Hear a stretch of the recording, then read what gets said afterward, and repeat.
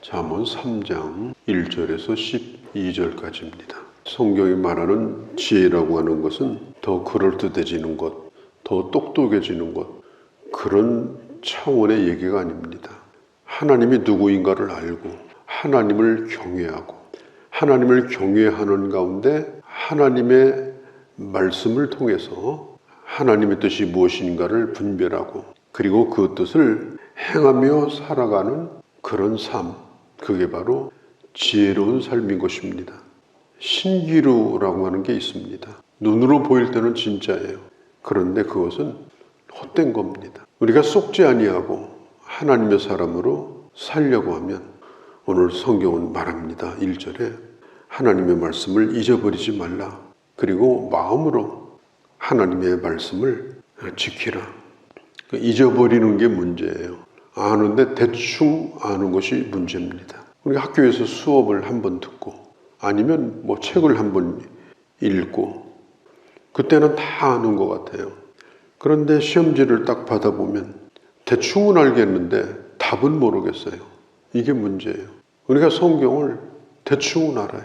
모르는 것이 없는 것 같아요. 그런데 이 세상을 살면서 말씀이 생각도 안 나고 내가 말씀대로 나를 지키고 하나님의 말씀대로 하나님의 자녀답게 사는 일에 있어서는 전혀 무기력하고 무능력합니다. 그냥 아무 생각이 안 나는 거예요. 아는 것 같은데 생각이 안 나요. 일만 터지면 답이 안 나와요. 결국은 자기 생긴 대로 사는 거예요. 원점으로 돌아가는 거예요. 이게 문제입니다. 잊어버리면 안 돼요. 대충 한다고 아는 게 아닙니다. 결국은 자기 멋대로 사는 거예요. 우리가 하나님의 말씀을 진정으로 안다면 그리고 내가 주의 말씀을 지키려고 한다면 하나님께서 나를 지켜주십니다. 내가 말씀을 지키면 말씀이 일마다 때마다 생각이 나서 그 말씀이 나를 지켜줘요.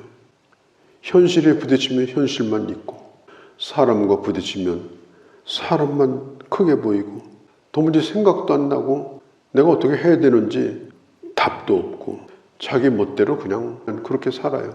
그러니까 이게 정말 우리가 어디를 가면 중요한 것은 보안 시스템이 있잖아요. 그걸 꼭 거쳐야 문 열린다든지 우리도 우리 자신을 지켜야 됩니다. 나는 뭘 가지고 나를 지키려고 하냐. 그냥 그때그때 문 열어주고 편리한 대로 그냥 살고 기준도 없고 원칙도 없고 이 보안 시스템이 완전히 고장이 나가지고 그냥 아무 때나 막 열리고 이렇게 되게 되면 이건요 정말 심각한 겁니다. 악한 마귀는요 이걸 고장 내버려요. 이걸 부서뜨려 버려요. 그래서 중요하지 않은 걸 굉장히 중요하게 생각하고 막 그걸 지켜요. 지켜야 될 것은 그냥 개나 물어가라고 하고 갖다 버려요. 그러니까 1절 말씀 내 아들아 나의 법을 잊어버리지 말고 내 마음으로 내 법을 지키라.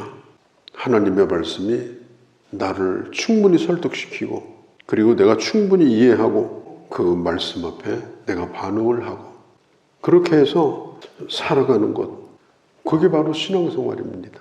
2절에 그리하면 네가 장수하여 많은 해를 누리고 평강을 더하게 될 것이다. 말씀을 내가 지키고자 하면 말씀이 나를 지켜준다. 내가 순종하고자 하면 하나님이 나를 인도해 주신다. 특별히 평강의 은혜, 하나님 주시는 평안이 나를 늘 단순하게 순종하고 살면 이렇게 되든지 저렇게 되든지 걱정에 빠지지 아니하고 두려워하지 아니하고 평안함을 누리고 살 수가 있다. 3절에 인자와 진리를 떠나지 않게 하라. 인자와 진리, 진리는 올바른 기준이죠. 인자는 사랑을 베푸는 자비입니다. 자비만 주장하고 하나님의 법을 덮어버리든지 법을 따지면서 자비를 잃어버리든지 이러면 안 됩니다. 인자와 자비는 같이 따라와야 되는 거예요. 하나님은 인자시잖아요. 그러나 진리의 하나님이시에요. 우리가 어떤 걸 하든지 어디 있든지 이 두 가지 인자와 진리를 따라서 살면 4절에 이렇게 말합니다. 하나님과 사람 앞에서 은총과 귀중히 여김을 받게 될 것이다. 내가 그렇게 살게 되면 나도 모르는 사이에 하나님이 어떤 분인가를 드러내게 돼요. 그러면 하나님이 나를 인정해 주십니다. 사람들도 나를 귀하게 여깁니다. 인자와 진리를 따라 살게 되면 하나님 앞에서 사람 앞에서 은총과 귀중히 여김을 받습니다. 참 저 사람은 다른 사람이다. 참 저 사람이 하는 걸 보면 예수 정신이 살아있다. 저 사람은 복음이 저 안에 있다. 저 사람은 하나님의 말씀대로 살려고 하는 분명한 그 뜻이 저 사람에게 있다. 그래서 특별하게 생각을 하는 거예요. 특별하게 그 사람을 존중해 주는 거예요. 잠언에서 아주 유명한 말씀 가운데 하나가 5절과 6절의 말씀입니다. 너는 마음을 다하여 여호와를 신뢰하고 너의 명철을 의지하지 말라. 너는 범사에 그를 인정하면 그렇게 하면 그가 너를 지도하여 주시리라. 잘 아는 말씀이에요. 신뢰하고 내 명철을 의지하지 말라. 그분의 처분에 다 맡기는 겁니다. 포로 잡힌 사람은 포로 잡은 사람의 뜻에 맡기잖아요. 죽이든지 살리든지 놓아주든지 붙들고 있든지 자기 뜻이 없어요. 하나님을 신뢰한다라고 하는 것은 비유를 들면 다이빙을 하는 선수가 물에 뛰어드는 것하고 똑같아요. 하나님에게 뛰어들어서 하나님께 내 인생을 맡기는 거예요. 완전히 그 안에 잠겨버리는 거예요. 그렇게 주님을 신뢰하게 되면 나를 인도하여 주신다. 지도하여 주신다. 하나님의 안전을 보장받고 사는 자가 된다. 예수를 믿는다고 하면서 사실은 그냥 믿습니다만 하지. 뒤로는 전부 자기 공리, 자기 꾀 이렇게 살게 되는군요. 이건 가짜 믿음이에요. 믿습니다 해서 믿음이 아니고 정말 하나님을 신뢰하고 그분에게 뛰어들어서 다 맡겨버리는 그것이 바로 믿음입니다. 믿습니다 했는데 뒤에서 전부 자기 공리로 사는 것은 믿음이 아니에요. 5절 6절에 마음을 다하여 여호와를 신뢰하고 그리고 너의 명철을 의지하지 말라. 본사에 모든 일에 어떤 일을 하든지 그분을 인정하라. 하나님을 인정하라.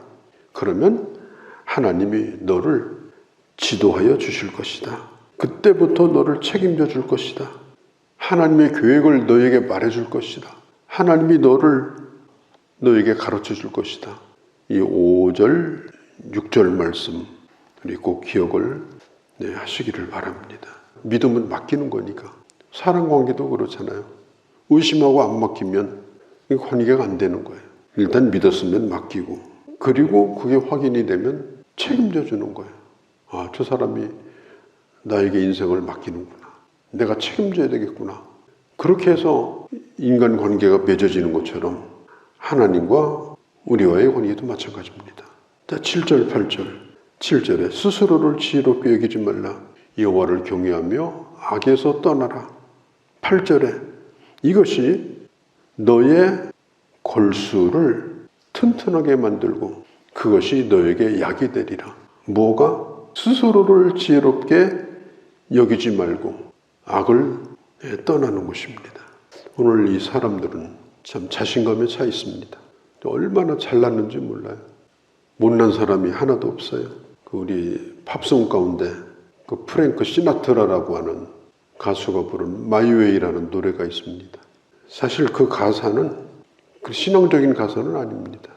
나는 내 신념대로 내 소신대로 당당하게 살아왔고 그리고 정면으로 맞서왔고 내 방식대로 나는 살아왔기 때문에 또 내 방식대로 내가 살아갈 것이다.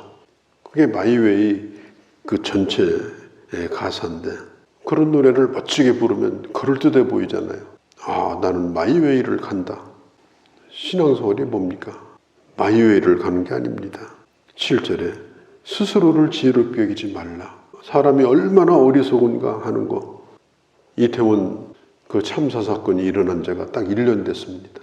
오늘이 1년이에요. 그 골목이 어른 팔로 벌려서 두 사람이 팔 벌리고 있으면 꽉 차는 골목이에요.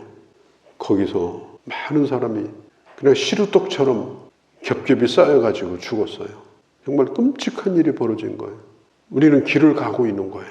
우리 살아가는 길은 이태원 골목길보다도 더 위험하고, 또 서로 빨리 가려고, 서로 성공하려고 밀치고 잡아다니고 지금 가고 있는 거예요. 우리가 살아가는 이 삶이라고 하는 건 마이웨이로는 안 됩니다. 스스로 자만하지 말고, 스스로 죄 있다고 하지 말고 주님을 경외하고 악을 떠나고, 그러면 그것이 너에게 약이 되어서 내 골수를 튼튼하게 만들어 줄 것이다. 9절 10절 이 주님의 보상에 대한 말씀이 나옵니다.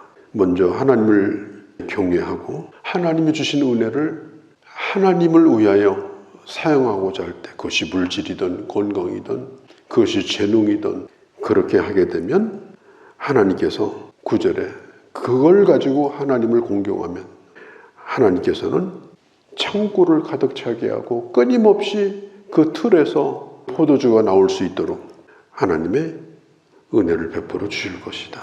결국은 우리가 주님을 신뢰한다고 하는 것은 내게 주신 하나님의 축복을 어떻게 쓰는가에 따라서 드러납니다. 그 사람이 돈을 어디다 쓰는가는 바로 그 사람이에요. 그렇잖아요. 오늘 우리가 뭘 하고 어떤 걸 결정할 때 결국은 뭐예요? 어디다 돈 쓰는가, 그거예요. 그 돈 쓰는 것이 그 사람이에요.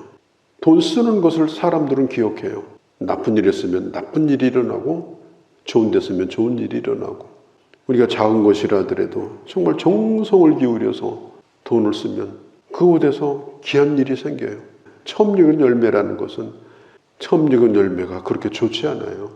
그렇지만 그것을 처음부터 하나님의 영광을 위해서, 처음부터 하나님을 기쁘시게 하기 위해서 쓰게 되면 하나님은 반드시 보상하신다. 자기 얼굴에 빛내는 일에만 쓰게 되면 하나님이 영광받지 않으십니다. 그래서 자기가 높아지는 거예요. 결국은 하나님께서 그 사람에게 아무것도 줄 가치가 없는 거예요.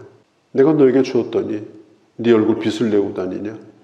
하나님께서 그걸 거둬가시는 거예요. 물질 거둬가는 건 아무것도 아니잖아요.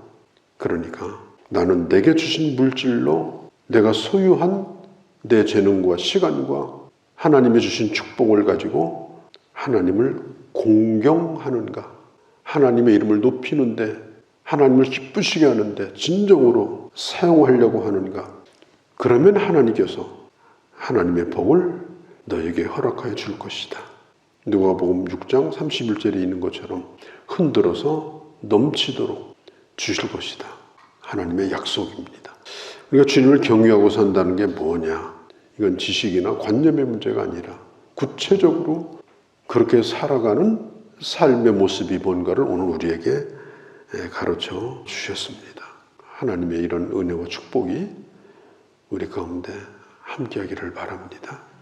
거룩하신 우리 아버지, 여호와를 신뢰하고 내 명철을 의지하지 아니하고 또 스스로를 지혜롭게 여기지 아니하고, 그리고 범사에 하나님을 인정하며 하나님이 주신 것으로 하나님을 공경하며 모든 것에 차고 넘치는 하나님의 은혜로 아버지 하나님 갈수록 잘되고 갈수록 하나님의 그 축복을 이 세상에 드러내며 사는 그런 주님의 자녀로 저희들 살게 하여 주옵소서.